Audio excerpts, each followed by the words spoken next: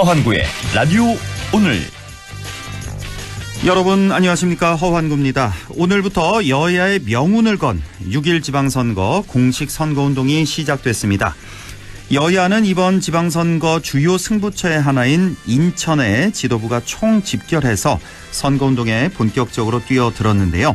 여야 모두 광역단체장 3석이 걸린 수도권을 잡고 전체 17곳 중 과반을 확보하겠다는 같은 목표를 세우고 본격적인 선거전에 돌입했습니다. 여당은 이번 선거를 통해 집권 초반 윤석열 대통령의 전국 운영에 힘을 싣고자 하는 바람이 있을 테고요. 반면에 야당인 민주당은 지난 대선 패배의 아픔을 딛고 제1야당으로서의 동력을 확보하고자 하는 바람이 있을 겁니다. 지역에서도 후보들의 움직임이 바빠졌는데요. 아무쪼록 후보들 모두 정정당당한 경쟁을 통해서 유권자의 마음을 잘 읽고 표심을 얻어야겠습니다. 5월 19일 목요일 라디오 오늘 광고 듣고 시작합니다.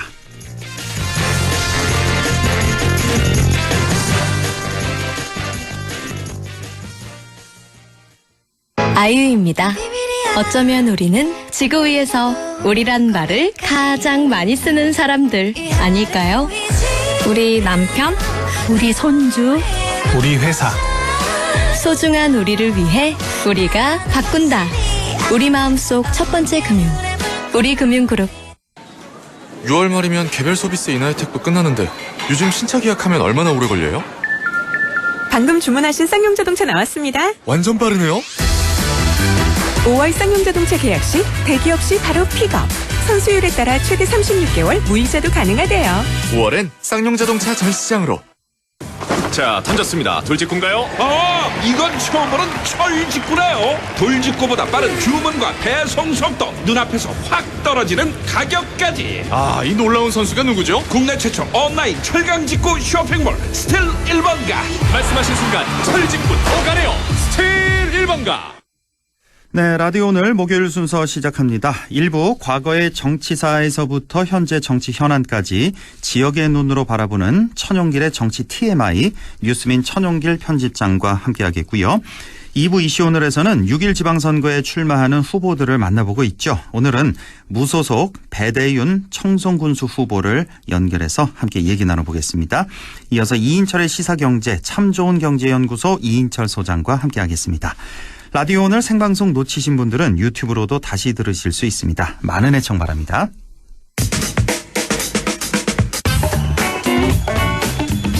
네, 천용길의 정치 TMI 뉴스민 천용길 편집장과 함께합니다. 안녕하십니까? 네, 안녕하십니까? 예, 바로 오늘부터였습니다. 6.1 지방선거 선거운동이 이제 본격적으로 시작이 됐습니다. 자, 먼저 우리 지역의 광역단체장 후보자 선거운동 일정부터 좀 살펴볼까요? 네, 기호 1번이죠. 임미애 더불어민주당 도지사 후보는 이 구미에서 선거운동을 시작했습니다. 네. 그리고 오늘 임미애 후보의 대부분의 일정은 방송 출연이라든가 이 선거 연설 촬영 등으로 잡혀 있는데요. 네. 구미가 어쨌든 경북에서 그동안 민주당 기초단체장을 또 배출했던 도시다 보니까 예. 이 구미에서 출발을 했고요. 예. 이철우 국민의힘 후보 역시 이 경주에서 오늘 새벽부터 출발을 했습니다. 예. 이 경북 곳곳을 다니고 오늘 저녁에는 또 구미 일정을 잡았거든요. 네. 예, 아무래도 4년 전 선거에서 구미시장 이 선거를 더불어민주당에게 내줬던 이 국민의힘도 지금 구미에서 좀 집중해서 선거운동을 시작하는 일정입니다. 아무래도 이제 구미는 또 젊은 층이 많다 보니까 예. 네. 진보 진영 또 강세. 우리 지역에서는 또 상당히 또 강세 지역이기도 하니까요. 네. 구미에 상당히 또 양 후보들이 또 역점을 두고 선거운동을 이렇게 시작했습니다. 자, 이제 오늘부터 해서 바로 선거 전날까지죠. 그 자정까지 네. 5월 31일 밤 12시까지 선거운동을 하게 되겠습니다. 자, 지금 광역단체장 임미애 이철우 후보 얘기를 하고 있는데 두 후보들의 선거운동 방식에 어떤 특징이 있다면요?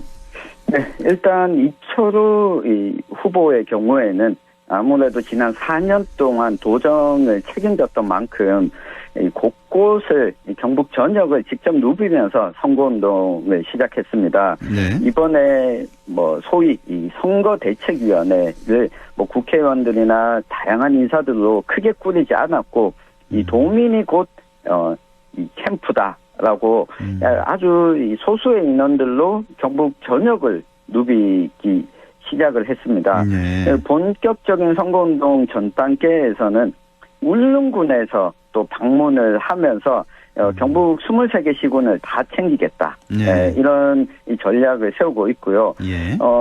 거기에 뭐 좀 더하자면 메타버스를 통해서 청년 정책 간담회를 여는 등 좀 새로운 이 시대에 발맞춘 선거운동 전략을 제시를 하고 있습니다. 메타버스 청년 정책 간담회를 연다고요? 네. 메타버스 하면은 지난 저 대선에서 이재명 후보가 왜 매주 타는 버스 해서 이거 하지 않았었나요? 그거 아닌가요? 그거는 매주 타는 버스를 줄여서 메타버스였는데 이철우 후보의 경우에는 이 온라인 공간에서 이 메타버스, 이 아바타를 활용해서 청년들과 이야기를 나누는 이 정책 간담회를 진행하겠다고 밝혔습니다. 온라인상에서. 예. 네. 네. 그리고 그 인미애 더불어민주당 후보는 아무래도 이 민주당이 국민의힘보다 약세인 지역이다 보니까 이 경북 곳곳을 누비기도 하지만 이 방송이나 유튜브, 유미디어 등을 활용해서 인지도를 좀 높이고 이 젊은 층을 이 대상으로 이 공약이나 정책을 적극적으로 알려 나가겠다 이런 계획을 세우고 있습니다. 예. 자, 이렇게 두 후보들의 선거 운동 방식 특징을 좀 짚어봤고, 자, 아무래도 이제 두 후보의 대결이다 보니까 지금 이철우 현 지사 후보는 현역 4년 이 도지사의 성과를 이제 내세우겠고요. 아무래도 임미애 후보는 이철우 지사 도정 4년 평가를 이렇게 얘기를 하고 있는데 아무래도 이제 같은 4년에 대한 평가가 엇갈릴 수밖에 없겠습니다. 맞습니다. 이철우 이 후보의 경우에는 지난 4년 가운데 이 경상북도의 국비 예산이 10조 원을 넘는 시대를 열었다. 이거는 이 문재인 정부 하에서 야당 도지사로서 예산 확보를 많이 했다라고 하는 것은 이 도정 운영을 잘했다라고 하는 이 평가를 하고 있습니다. 여기에다가 더해서 이 코로나19를 겪으면서 상당히 경북도 초반부에 많은 우려가 있었는데 이철우 도지사가 이 사회복지 시설에 대한 이 코호트 격리를 선제적으로 조치를 하는 등 위기 극복에 있어서 이 경상북도 도정 책임자로서 이 성과가 있었다. 이런 평가를 하고 있습니다.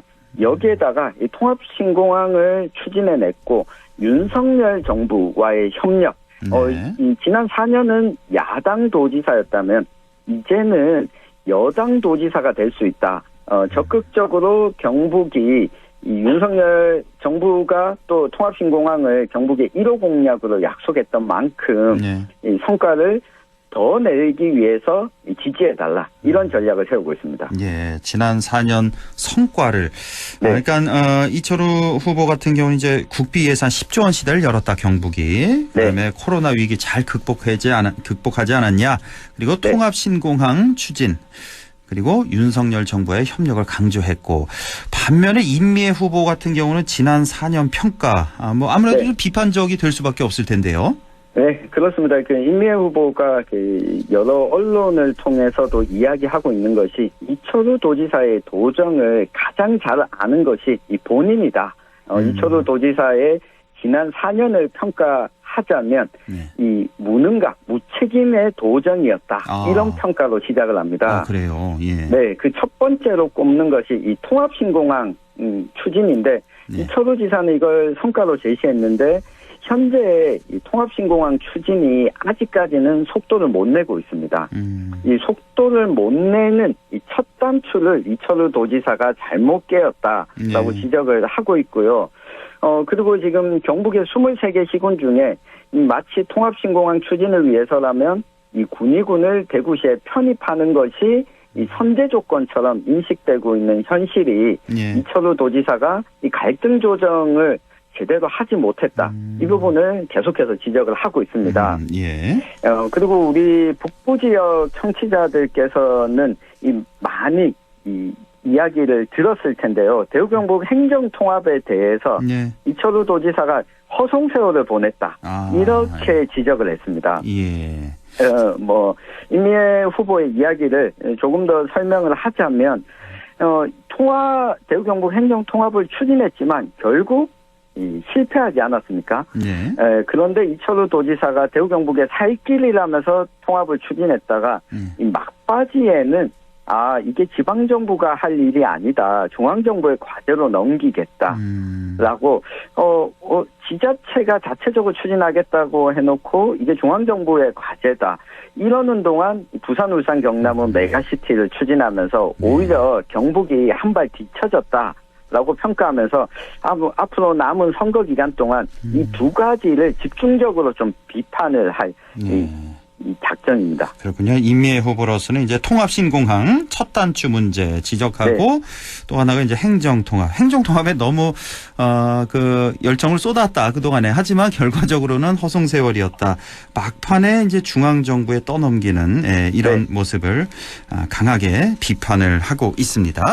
자, 이제 공약을 좀 보고 싶은데요. 네. 뭐 다 볼 수는 없고 두 후보 공약 면에서 좀 크게 엇갈리는 부분이 있다면 뭘 들 수 있을까요? 네, 바로 원전입니다. 원전. 예. 네, 앞서 4년 동안 도정에 대해서 서로 평가가 다른 부분이 있었다면 이 공약 면에서 보면 두 후보 모두 새로운 산업들을 육성해야 된다. 조금의 차이는 있지만 이 큰 틀에서 보면 이 경북의 방향을 나름대로 제시하고 있는데요. 예. 크게 엇갈리는 게 문재인 정부가 추진했던 이 탈원전 정책에 대해서 이철우 도지사는 지금 울진에 있는 공사가 중단됐던 신한울 이 3, 4호기 공사를 재개하겠다라고 하는 이 공약을 내걸고 있고, 이 반면에 민주당의 임미애 후보 같은 경우에는 이 탈원전 정책을 기조를 계속 유지해야 된다.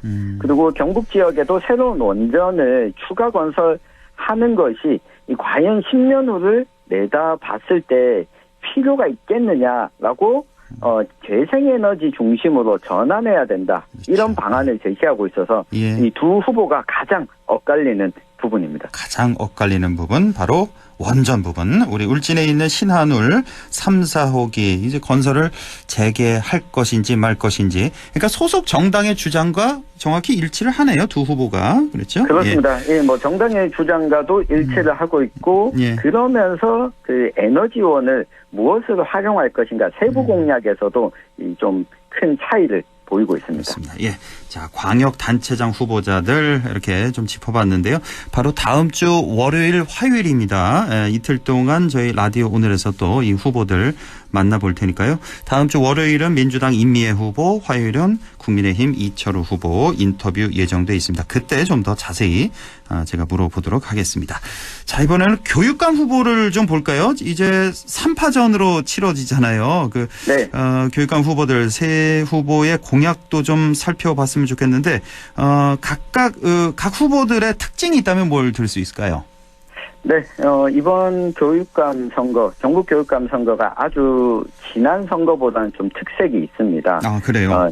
네, 현직인 임종식 교육감 후보는 이 중등 교육 출신이거든요. 네, 중등 교사를 지냈고, 또 교육청에 이 행정을 맡으면서 교육감까지 지냈는데, 이 중등 교육 출신의 임종식 후보. 이 반면에 김청 교육장을 지냈던 마숙자 후보는 초등교육 출신입니다. 초등교육 출신. 네, 초등교사로 교감과 교장을 지내고 교육장을 지냈던 특징을 가지고 있고, 마지막으로 임준희 후보는 행정고시 출신으로 이 교육부의 공무원으로 근무를 했고, 대구와 부산의 부교육감을 역임한 교육행정 출신이라는 점에서 각각의 후보들이 뚜렷한 특징을 좀 드러내고 있습니다. 예. 그러니까 교사 경험은 없고요. 임준희 후보는 그렇죠. 네. 예.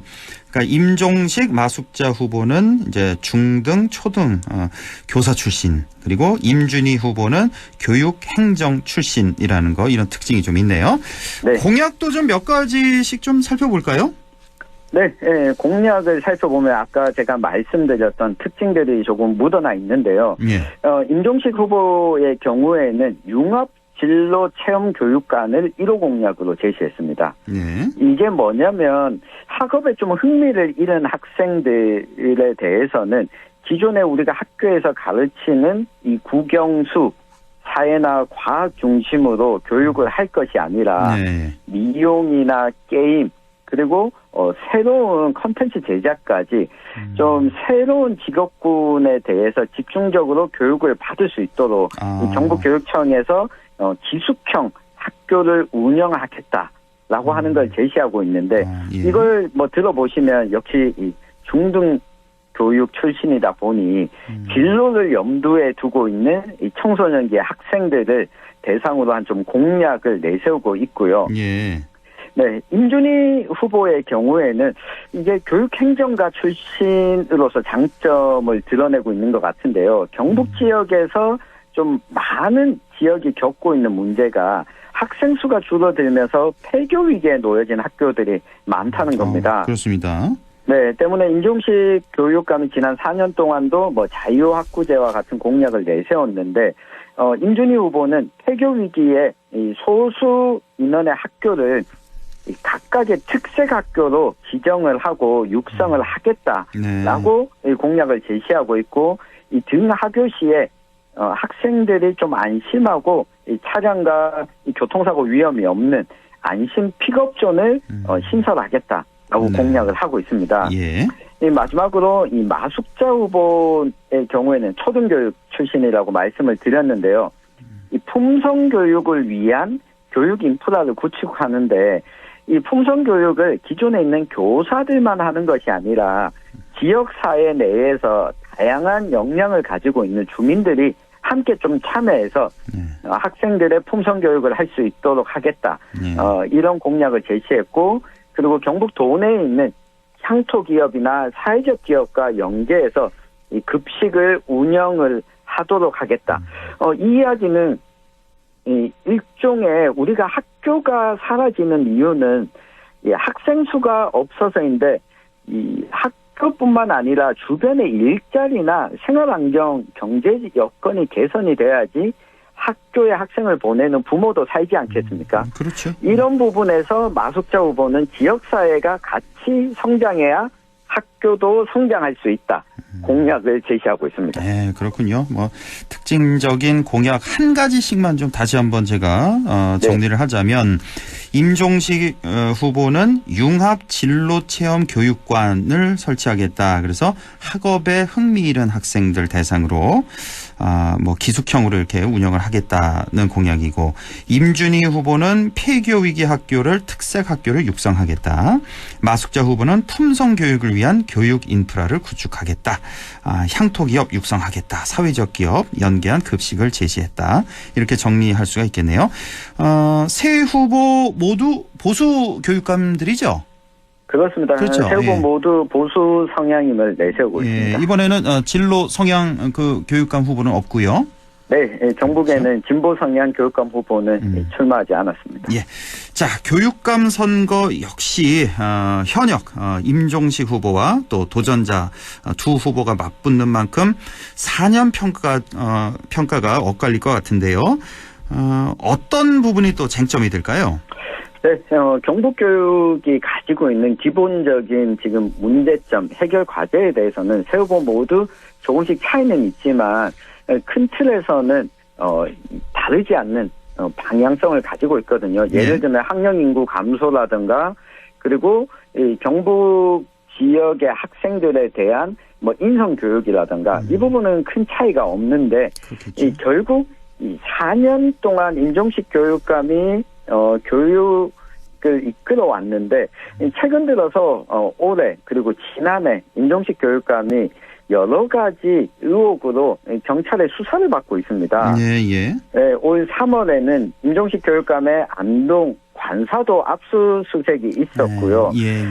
지난해에는 또 경북교육청이 압수수색을 받은 바가 있었는데 이 포항 지역의 유치원 부지 매입 과정에서 가격을 높게 책정을 하고 부지를 매입했다. 알고 보니 임종식 교육감과 관계가 있더라라고 하는 의혹과 또 이 물품을 구매하는 과정에서도 좀 이 의혹이 제기가 되면서 사실 교육감이라고 하면 학생들, 학부모 입장에서는 도덕성이 가장 중시되지 않습니까? 그렇습니다. 네, 때문에 마숙자, 임준희 두 후보가 임종식 교육감의 이런 문제들을 비판해 왔는데 예. 지금 또 예정되어 있는 TV 토론이라든가 남은 선거운동 기간 동안 여기에 대한 지적이나 비판이 계속 있을 것으로 보입니다. 그렇겠네요. 예, 2대1로 싸우는 그런 모양새가 될 것 같은데 네. 아무래도 이제 임종식 후보 같은 경우는 현역 프리미엄도 있고 또 네. 나머지 임준희 마숙자 후보 그때 왜 한창 단일화를 시도하다가 결국 실패했던 그게 있기 때문에 두 가지 뭐 이런 좀 장점이 있을 것 같고요. 좀 상당히 유리해 보이는데 하지만 임종식 후보 뭐 경찰 수사를 받고 있는 상태라는 네. 거 압수수색도 당했고 아직 기소 여부는 결정이 안 된 상태고요. 그렇죠? 네, 아직 결정이 나지 않았습니다. 하고 있는 이 상태 이게 또 좀 약점이 될 것 같네요. 예, 자 오늘 여기까지만 정리해 볼까요? 예, 알겠습니다. 예, 오늘 말씀 잘 들었습니다. 고맙습니다. 감사합니다. 네, 지금까지 천용길의 정치 TMI 뉴스빈 천용길 편집장과 함께했습니다. 라디오 오늘 1부 여기까지고요. 잠시 후 2부에서 뵙겠습니다.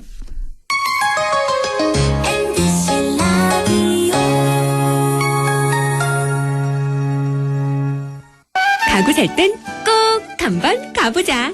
안동 명품 가구 백화점. 흑표 흑침대, 양성국 갤러리, 금성침대, 한국 가죽 소파, 장수돌 침대. 다양한 브랜드 가구를 한 곳에서 쇼핑할 수 있는 대형 가구 전시장. 안동 명품 가구 백화점. 처음 귀농한다고 영천에 내려왔는데 앞으로 어쩌나 막막했죠. 그런데 체계적인 교육 시스템도 있고 도와주시는 분들도 많고 이제는 좋습니다. 다시 결정해도 영천으로 올 것 같아요. 전환생활의 꿈, 귀농기촌 1번지 영천시가 함께합니다. 안동과학대학교에서 6월 13일까지 지역산업연계 바이오 백신 인력 양성과정 교육생을 모집합니다. 신청 자격은 만 18세 이상 만 39세 이하의 경력 단절 또는 미취업자로 안동시에 거주 중이거나 안동시 교육기관 졸업생 혹은 졸업 예정자라면 누구나 지원 가능하며 교육비는 전액 무료입니다. 교육생들에게는 월 100만 원의 교육지원금을 지원합니다. 자세한 사항은 안동과학대학교 홈페이지를 참조하시거나 전화 054-851-3680, 054-851-3680으로 문의 바랍니다. 여러분의 많은 지원 바랍니다. Amazing performance. 역시 한국 드라마. 음악부터 드라마까지 한옥 인테리어에 IoT로 꽉 채웠죠. 아날로그부터 디지털까지 대한민국 금메달입니다. 빠른 것부터 정확한 것까지 대한민국 국민이 있어 한국이 다 한다. 공익광고협의회. 마음을 열어줘. 다가가 나 속삭이도록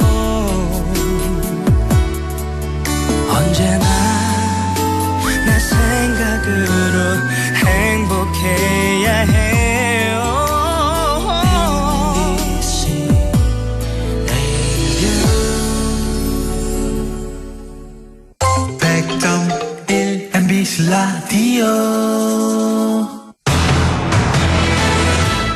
네, 6시 28분 51초 지나고 있습니다. 이슈 오늘 시작하죠.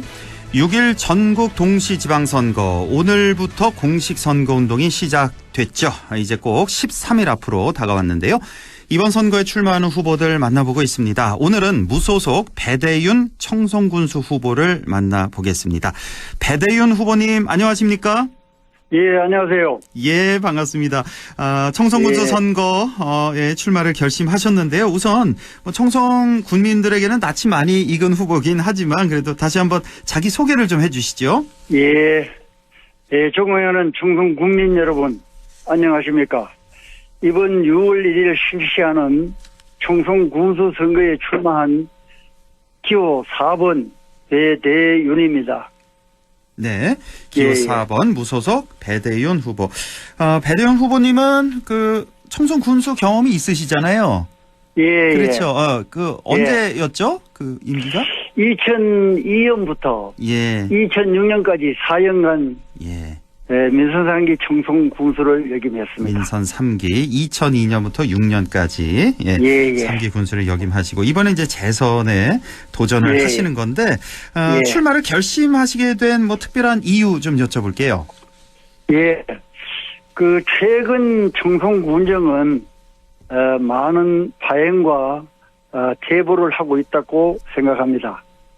저는 행정고시에 합격하여 30수년간 내무부, 행자부, 도에 근무한 바가 있습니다. 네. 제가 가장 잘할 수 있는 것이 행정이라고 생각을 합니다. 민선 3기 4년간 청송 군수로서 많은 성과도 달성한 바가 있습니다. 이제 마지막 기회로 모든 청송 국민이 품위 있게 잘 사는 행복 청송 건설을 위해 열심히 일하고자 출마하게 되었습니다. 네, 이번에 이제 마지막 도전이라는 말씀이시네요. 예, 네, 마지막 예. 기회로 삼겠다. 모든 국민이 품위 있게 잘 사는 행복한 청송을 만들기 위해서. 맞습니다. 좀 이렇게. 품위 있게 잘 사는 청송을 만들고 싶습니다. 예. 현직 청송 군수인 윤경희 후보와 이제 16년 만에 다시 리턴 매치를 벌이게 되신 건데 소감이 어떠신지요? 예, 저는 구태여 리턴 매치라고 생각하지 않습니다. 예. 다만 현재의 군정에는 많은 문제가 있다고 생각을 합니다. 네. 행정 전문가로서 군정을 혁신하여 정말 국민을 위하는 행정, 국민의 아픈 마음을 어루만지는 군정을 펼치고 싶습니다. 네, 현재 군정에 많은 문제점이 있다고 이렇게 말씀을 해주셨는데, 자, 어떤 문제가 그렇게 있을까요? 예, 첫째로 이 행정 관련 정보를 전혀 공개하지 않고 비밀 행정, 밀실 행정이 가장 큰 문제라고 생각을 합니다. 네. 행정에 관한 정보를 전혀 공개하지 않으므로 국민들은 온갖 비리와 무리가 발생하고 있다고 말씀들을 하고 있습니다. 예컨대 그 외국 인력 도입 과정에서 사기를 당하여 예비비 1억 2,300만 원을 집행하였다고 합니다. 예. 이거는 예비비 집행 요건에 맞지 않는 위법한 집행이라고 생각합니다. 그래요? 이렇게 관한 정보도 전혀 공개하지 않고 있어 국민들의 알 권리를 침해하고 있을 뿐 아니라 원성이 참으로 큰 행편입니다. 그렇군요. 현직 청송군수의 윤경희 후보, 그러니까 너무 비밀 행정, 밀실 행정을 해오고 있다. 예비비 1억 2,300만 원 집행했는데 이 과정도 전혀 공개하지 않고 있다는 그런 말씀이시고, 현재 청송군이 갖고 있는 현안 가운데 가장 큰 문제점하고요. 그 해결책도 좀 제시해 주시죠. 여러 가지 문제가 참 많습니다만은 첫째로 군수가 행정에 관해서 경험과 전문 지식이 부족한 행정 비전문가입니다. 그래서 군정에 많은 실수와 파행을 겪고 있다고 생각을 합니다. 둘째로 행정 정보를 전혀 공개하지 않고 있어 국민들은 군정에 관해 사실상 전혀 모르고 있습니다. 특히 그 노인들이나 연세 많은 우리 노인들이나 특히 안노인들이 참 잘 모르고 있습니다. 그래서 온갖 비리와 파행을 겪고 있다고 생각을 합니다. 또 셋째로 우리 그 보현산, 그 면봉산이 이어져 있습니다. 면봉산의 그 풍력 문제로 또 그 우리 군정의 큰 현안이라고 생각을 합니다.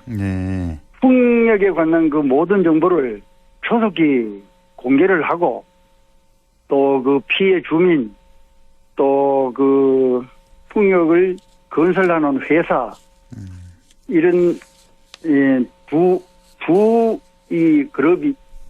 이 대립되는 그룹이 좀 상생할 수 있는 그런 대책을 조속히 만들어서 이거 해결을 해야 합니다. 또 특히 그 주민들이 24억여 원의 손배 소송을 당하고 있고 5월 30일 1심 공판이 있다고 하는데도 군은 아무런 대책을 마련하지 않고 있어 큰 문제라고 생각을 합니다. 자, 뭐 현안 한 3가지 정도 정리를 해주셨네요. 그러니까 군수 자체가 문제다. 그 뭐 첫째, 둘째 지적을 해주셨네요.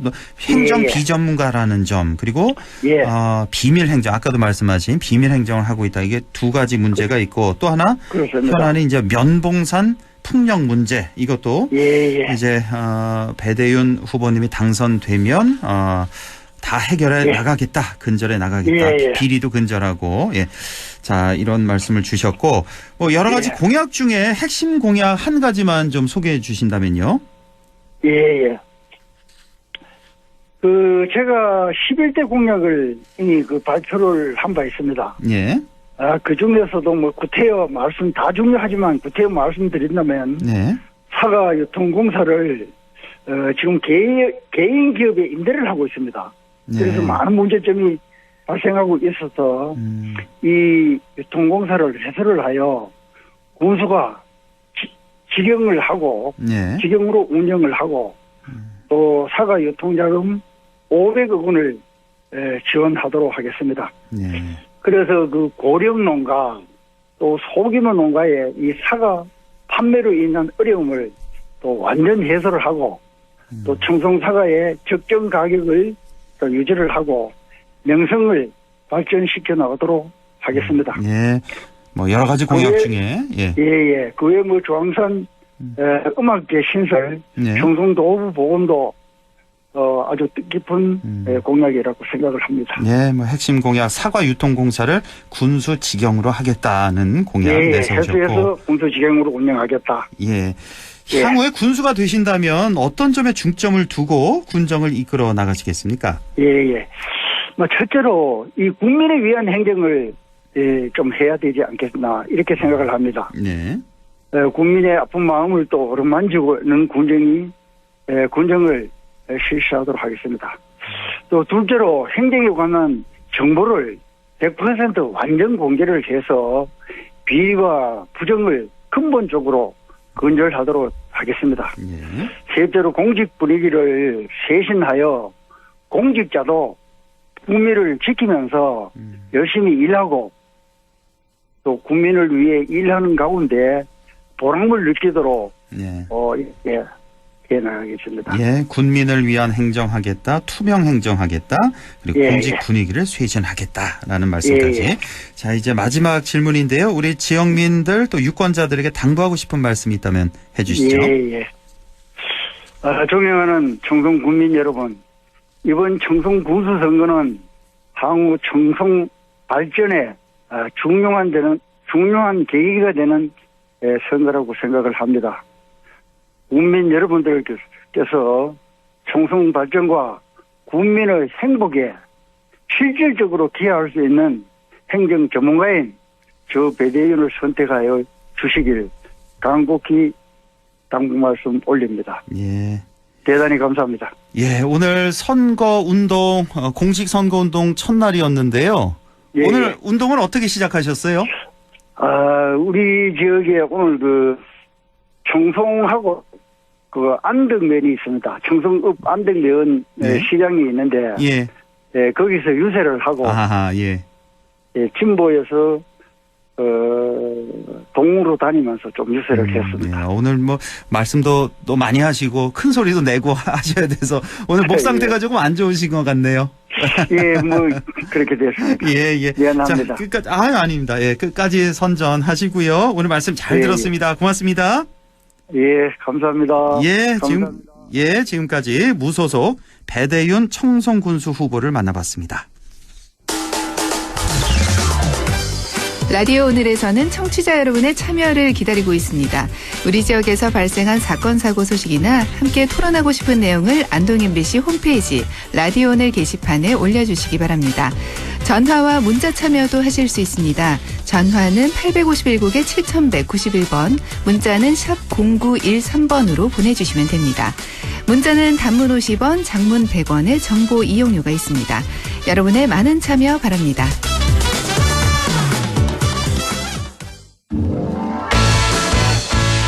네, 이인철의 시사경제, 경제 이슈 짚어보는 시간이죠. 참 좋은 경제연구소 이인철 소장과 함께합니다. 안녕하십니까? 네, 안녕하세요. 예, 오늘 첫 번째 소식 어느 정도 예상했던 그런 결과가 나왔네요. 국책연구기관인 한국개발연구원 KDI가 올해 성장률 전망을 조금 하향 조정했네요. 그렇습니다. 이제 국책연구기관이라는 게 이제 정부의 정책 설정 방향을 이제 재현을 하는 기관입니다. 네. 그래서 아마 이제 한국개발연구원이 올해 우리나라 이제 성장률 전망치를 낮췄다. 이 얘기는 아마 이제 다음 달 정도 기획재정부가 이제 성장률 전망치를 발표할 텐데 네. 하향 조정이 좀 불가피하다는 의미입니다. 예. KDI는 지난 11월에 우리나라 경제 올해 3% 성장 가능합니다라고 봤는데 이번에 2.8%로 소폭 낮췄습니다. 예. 또 왜 이렇게 입장이 바뀌었느냐? KDI 입장은 이제 1분기에 보니까 민간 소비가 좀 부진했고 또 원자재 가격 급등에 따른 이 수입 물가가 너무 많이 올랐다. 여기다 이제 미국을 비롯해서 주요 국가들이 이제 금리를 올리고 있는데 이렇게 되면 우리가 지금 기대고 있는 건 사실 수출이거든요. 예. 대외 여건이 악화되면 이제 수출이 둔화될 수밖에 없다. 이런 걸 고려했다는 겁니다.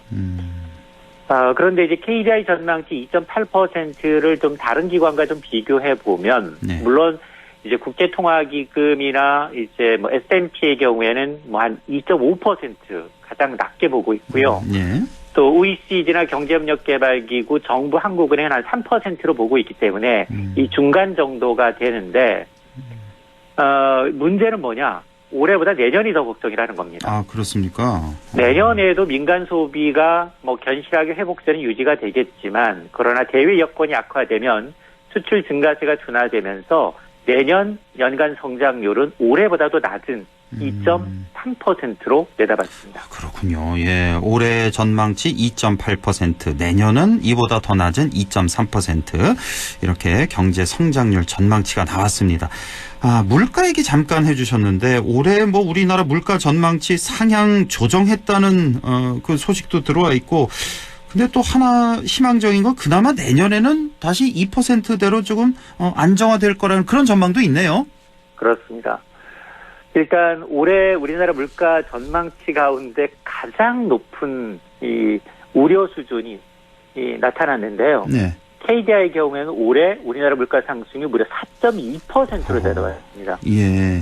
지난 11월에 이제 1.7%에서 거의 2.5%포인트나 높여서 지금 그나마 이제 정부는 수정하기 전이기 때문에 한 2.2%, 하느니 한 3.1%를 보고 있는데 이보다도 상당히 좀 높은 수준이고요. 그러네요. 물론 KDI는 일단 이제 뭐 올해 이제 하반기에 들어오면 정점을 좀 지나서 내년에 좀 안정될 것이다라는 이 전망치를 내놓고 있지만 그럼에도 불구하고 올해는 상당히 좀 괴롭다.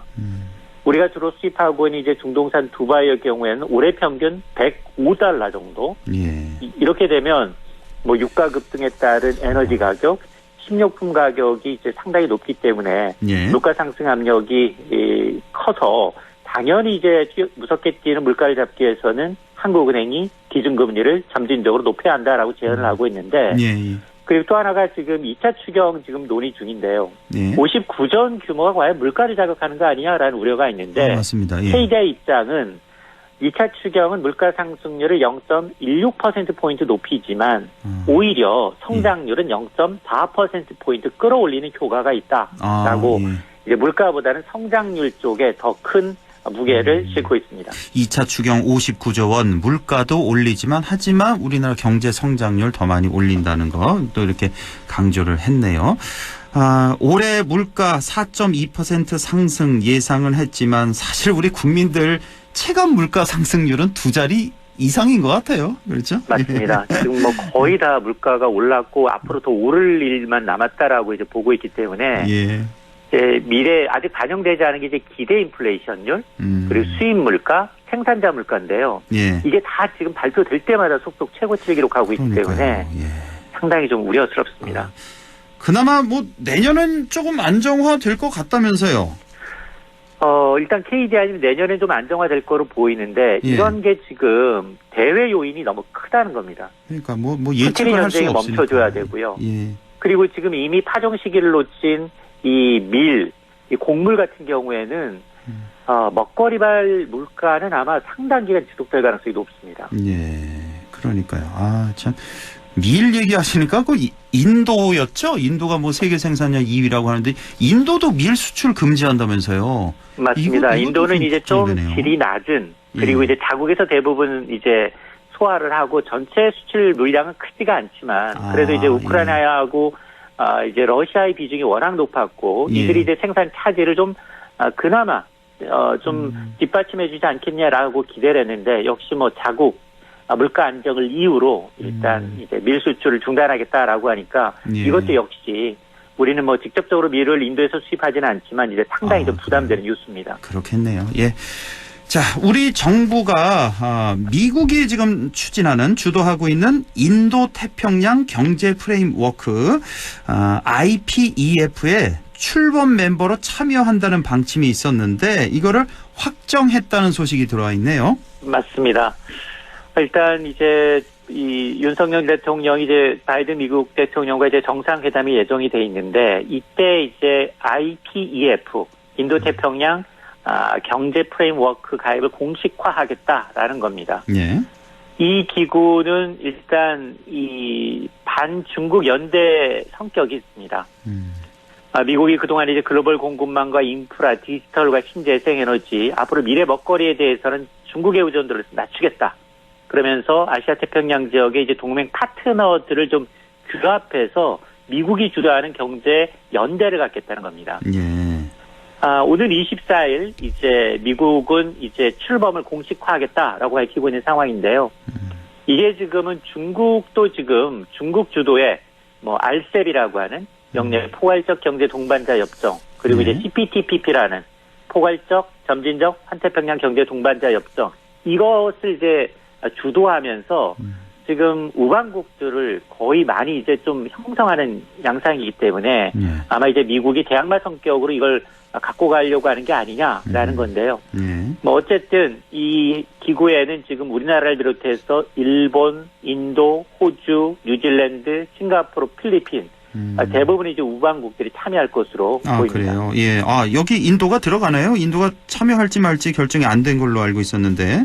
참여할지 말지 이제 더울질하고 있는데. 그래요. 아마 이제 이번 이제 방안을 계기로 인도를 좀 설득하지 않겠느냐라는 관측이 나오고 있습니다. 그러니까 IPEF에 대해서 지난 화요일이었죠. 저희가 또 한번 자세히 좀 다뤄보긴 했었는데, 그러니까 한마디로 미국이 주도하는 반중 경제 연대라고 할 수가 있겠는데.